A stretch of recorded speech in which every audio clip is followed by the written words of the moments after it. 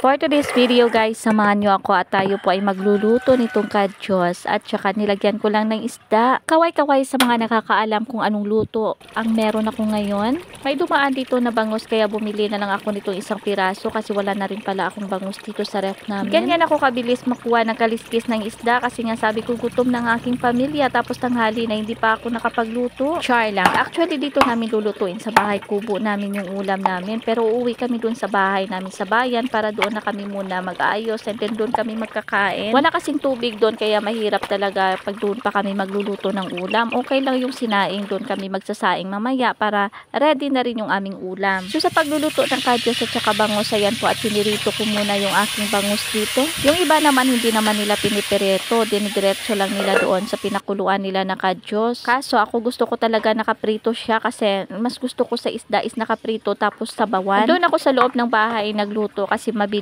ang luto lang. Ayoko muna mag-aapoy dito sa labas kasi nga sabi ko baka abutin ako ng siyam-siyam. Kasi anong oras na kami nagising kaya tanghali na talaga kami kakain nito. So ayan po at niready ko na ang aking kamatis, bombay at saka ahos para mamaya pagkatapos ko magprito ay gisa ko na ito and then ilagay ko dun sa nilaga kong kadyos. Kung bakit kadyos ang tawag ko hindi ko naman alam kung anong tawag sa Tagalog kaya kayo nang mag-adjust. So ayan po at tinugasan ko na ang dahon ng kamuti. Dito ko lang yan nakuha sa likod ng bahay ko kasi nga may tinanim ako. So ang kinuha ko na ito itatanim ko rin to mamaya. Nagmamadali lang ako dyan sa pagluto kasi sabi ko mag-aalas 12 na hindi pa kami nakaalis dito sa aming bahay kubo kasi doon talaga kami pupunta sa bahay namin sa bayan. Kaya ayun at kung makikita nyo ay mabilis na talaga ako magtrabaho dyan. Bahala na bukas basta ako talaga all good at enjoy na ako sa aking ginagawa. So ayan po at pagkatapos ko yan kuhanan ng dahon ng kanyang steam mamaya ay itanom ko naman para nga magtambok na gito ka magdamo na akong lalaswaon sa sunod ng mga bulan kag sa sunod ng mga sinimana. Basta kasi masipag ka magtanim marami ka talagang aanihin. Napakahirap naman talaga na umasa ka lang sa tanim ng iyong kapitbahay kasi nga unang beses kang humingi, okay lang. Pangalawang beses ka na humingi, okay lang. Sa pangatlong beses ay libakon, kaya na. Permiya ka na libakon, nga bisan balunggay lang, hindi sila kalo magtanom, char. So kaya ako, mahilig talaga ako magtanim kasi nga mahilig ako magluto. Kaso lang, hindi gid mamuhi ang gitanom ko. So ayan po at natapos ko na magprito ng bangos and then tamang-tama at kumulo na rin itong aking nilagang kadyos. Ginisa ko na rin itong aking bawang sibuyas at saka kamatis para ilagay ko dun para may rimis-rimis ang iyang sabor. So ayan, mabilis ang luto na lang. Sundin nyo na lang kung paano ko ito lutuin. Huwag na kayo makinig sa aking voice over kasi nga late na to.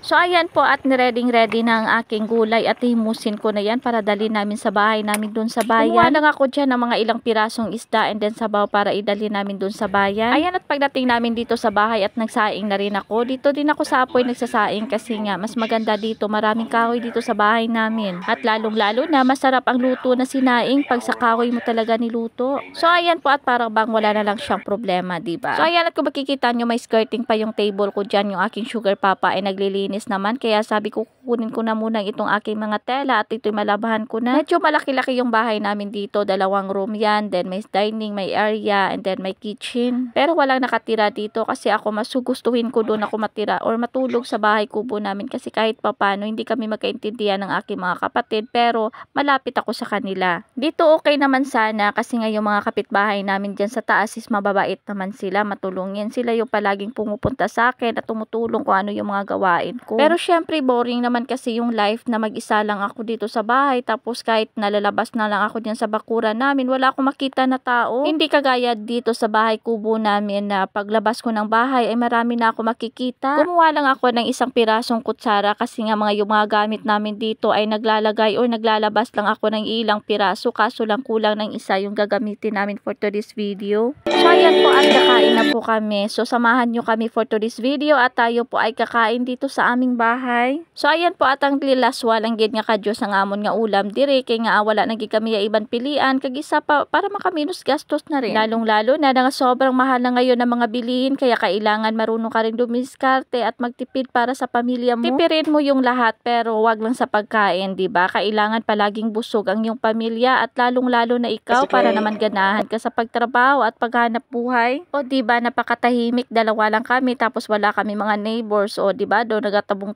taguay la kami diamon nga duwa. Amo gid nga mapudlayan gid ko kun diri ko mag-start kay nga ada wala gid kuya balay istorya o namo na nga madalman na lang gid kuya kun diri gid kuya. Amo na nga bisag wala kami ginsindihan ay sa akon pamilya dito sa lugar sa akon nga Iloy pero mas pinapili ko nga dito ko kay para damo ko may istorya. Te dire na lang gid ta hasta.